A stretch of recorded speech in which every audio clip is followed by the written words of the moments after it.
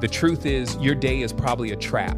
It starts with an alarm, checking emails, and a frantic race against notifications that never stops.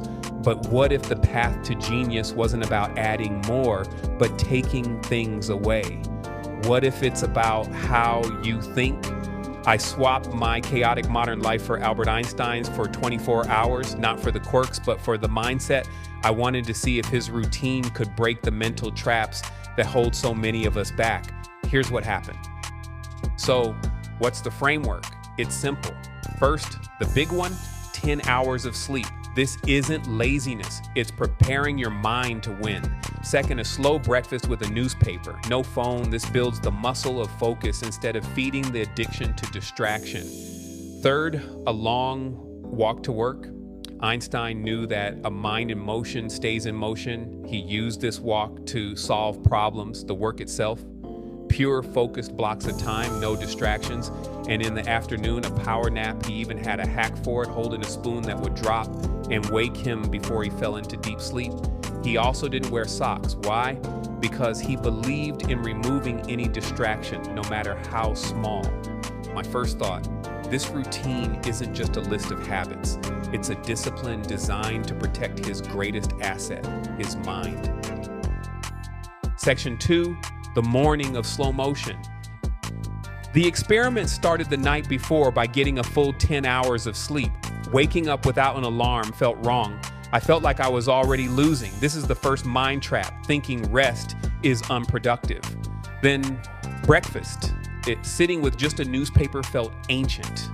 The urge to grab my phone was a real fight. My brain was begging for the easy dopamine hit from notifications. It felt quiet, too quiet. After breakfast came the walk. Not a 30-second commute to my desk, but a full 30-minute walk. The first 15 minutes, my mind was restless, screaming for a podcast or music, but then something broke free. With no input, my brain started making its own connections. It started to think, not just react. The truth is, success comes when you give your mind the space to work. Section 3, the battle for deep work now, the real test.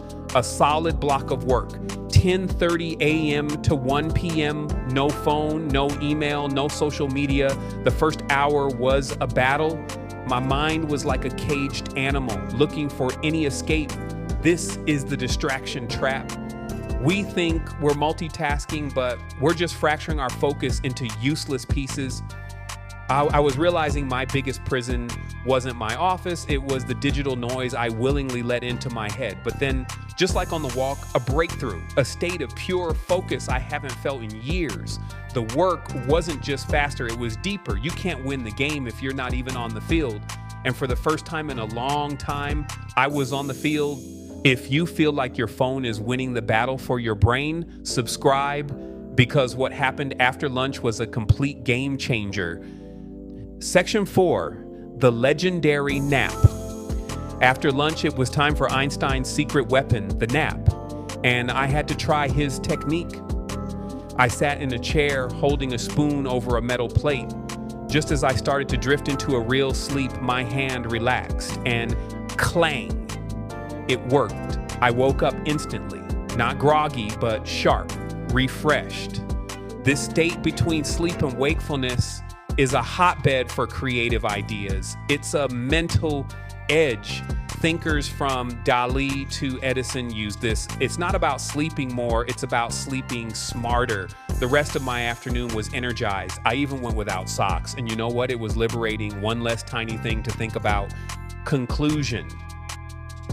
So, did 24 hours turn me into a genius? Of course not, but I escaped the prison of modern productivity. I learned that our obsession with being busy is a mind trap. It keeps us reacting, not creating. Einstein's routine wasn't about being lazy, it was about discipline. The sleep, the walks, the naps, they weren't breaks from his work. They were the work. They were the tools he used to sharpen his mind. True wealth is quiet. True genius is focused. Swapping my life for his showed me you don't need to be a genius to use his methods. You just have to decide to protect your time and your mind from the noise. Your mind is either your prison or your passport. Escape the trap of constant distraction and you'll unlock your best thinking.